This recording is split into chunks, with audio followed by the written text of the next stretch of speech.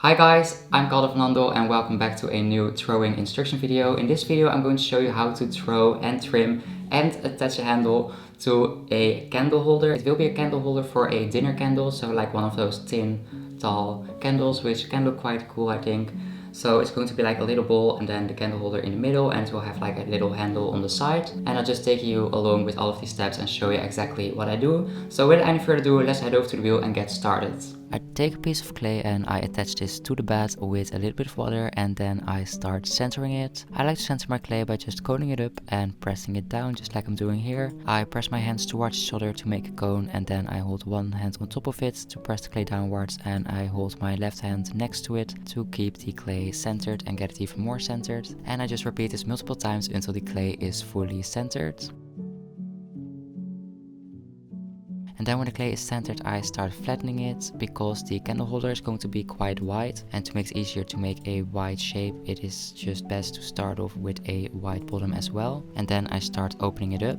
Because it's going to be a candle holder and not just a bowl or a mug or a cylinder, it is going to be quite different to throw. So as you can see here, first I make a little hole in the middle, and I don't press all the way down to the bed. I just make the clay a little bit thinner so that I have some clay so that I can pull up a little candle holder piece in the middle. And then I hold my fingers here on the side and I slowly press the clay downwards. So I'm basically splitting the clay into two parts. One part, the middle part, which is going to be the candle holder, and the rest of the clay that's on the outside is going to be the bowl around the candle holder, if that makes sense. And then I start pulling up the candle holder. I always like to work from the middle to the outside, so I first make the candle holder in the middle, and then I'm going to work on the bowl on the outside. If you first do the bowl, it's possible that it will collapse when you're working on the middle, and we of course don't want that. So as you can see, what I'm doing here is just pulling up the middle, and I do this by holding a sponge in my right hand and I press towards my left hand on the inside while making an upwards movement. And then I take a ruler to see if it's wide enough, and it was almost wide enough, but I just wanted it to be a little bit wider, so I just pulled it outwards one more time so that I was sure that the candle would fit. And then I thought it would be fun to make a little wider rim here at the top. This is not really for any purpose, but I just like the look of it. And then the middle part is finished and I start working on the bowl that is around the candle holder. And I just do this basically in the same way as I did with the middle part, but also in the same way that you make any bowl. I just pull up the clay by holding a sponge again in my right hand, and I just press towards my left hand on the inside,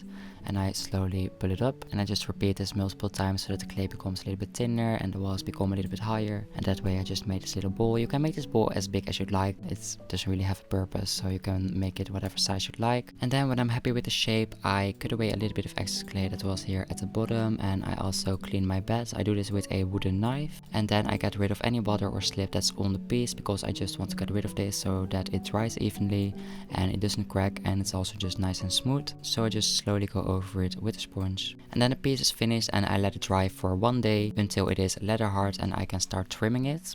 It's a little bit of a difficult shape to trim because you can't really put it upside down because the middle part, the candle holder, is higher than the bowl that's around it. So what I like to do is place a pot on top of my wheel as I'm doing here, and then I take this bed mat from Seam Tools and I press this into the pot a little bit so that I can stick the candle holder upside down on top of it. And I of course looked for a pot that was about the same size as the candle holder so that it fits nicely. And as you can see at the beginning, it was a little bit wonky. What I then like to do is hold my nail at the top and I hold my hand still so that it makes a little scratch at the part that is higher, and then I just move the candle holder around a little bit and press a little bit downwards at the part that's higher so that it is more centered. And then I start trimming it, and I like to start off with a small trimming tool. This way it's easy for me to get it nice and centered and nice and smooth. And I just take away some clay at the bottom and also cut away some clay at the side to make it nice and round. And just like that I go over it a few times, and then I go over to a bigger trimming tool to smooth it out and get rid of any lines that were made by the smaller trimming tool. And then I also like to make a foot ring at the bottom, so I just cut away some clay in the middle here.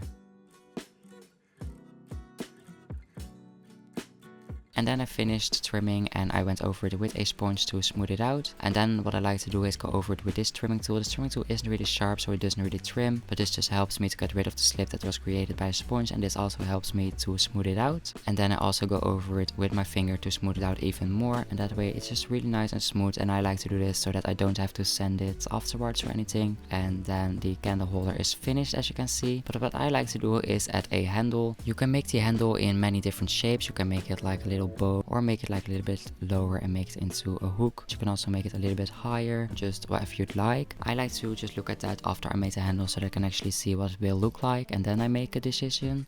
So then I start working on a handle. For here I'm just rolling it out on the table, and then I flatten it a little bit by pressing my fingers on top of it, and then I turn it around and put some more pressure on it so that it becomes like a little bit oval shaped instead of circular, if you know what I mean. And then I roll it over the table again. This may feel a little bit weird because it's like a little bit bumpy, and that's because the handle is like oval shaped, if you know what I mean. So this may feel a little bit weird, but it does work quite well to make it just a little bit thinner. And then I go over it with my fingers again to just press the clay a little bit onto the table and make it a little bit longer. So I'm basically like pulling the handle on top of the table without water.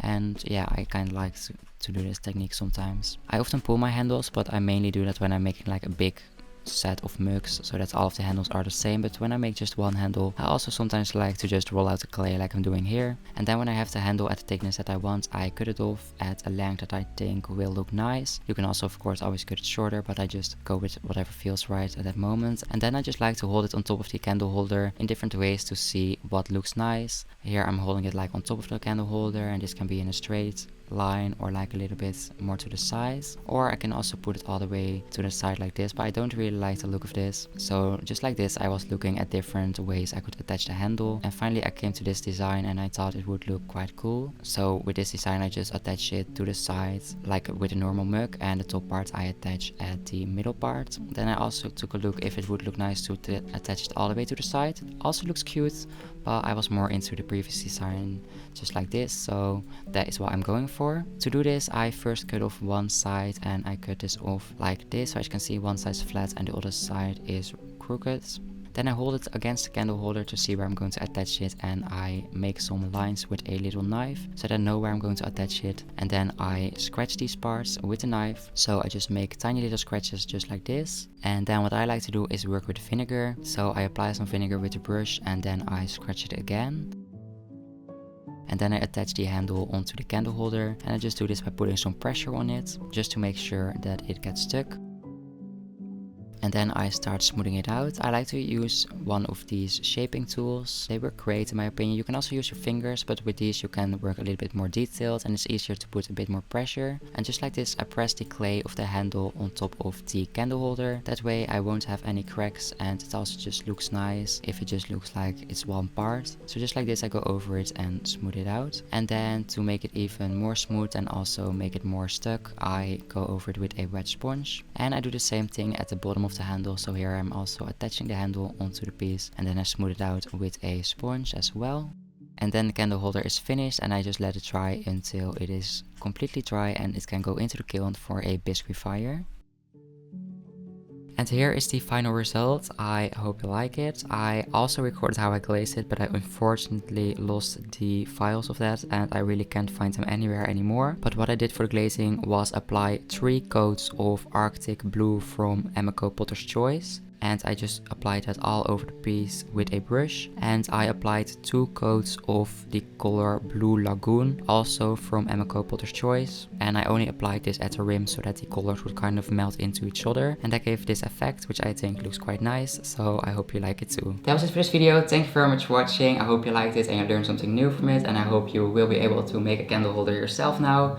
And if you're looking for any more fun projects regarding ceramics, go take a look at my channel. I have loads of instruction videos and also new instruction videos coming up. So just hit that subscribe button if you haven't already, and I hope to see you in the next video. Bye bye!